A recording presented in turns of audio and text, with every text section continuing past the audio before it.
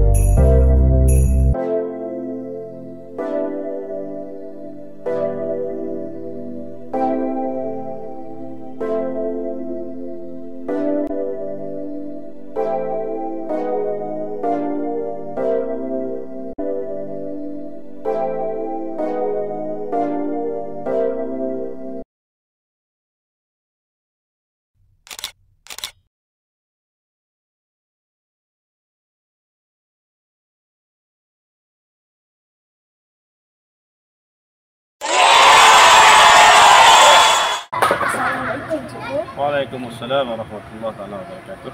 Saya Hamil Hamzah, wartawan TV PSS SK Bukit Cina. Boleh saya tanya beberapa soalan kepada cikgu? Okey, insya-Allah boleh. Silakan.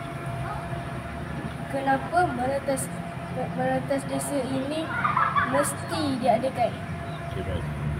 Okey, satu soalan yang cukup baik, iaitu kenapa merentas desa ni perlu diadakan. Okey, pertama sekali, kejohanan antar desa dekat sekolah wajib diadakan kerana ini adalah program Kementerian Pendidikan dan satu lagi ini adalah program wajib yang sekolah perlu diadakan. Antar desa adalah program wajib yang perlu setiap sekolah seluruh Malaysia perlu diadakan peringkat sekolah untuk melahirkan generasi yang dapat sihat dan juga kita ada di peringkat daerah. Itu wajib kita peringkat sekolah diadakan program lintas desa.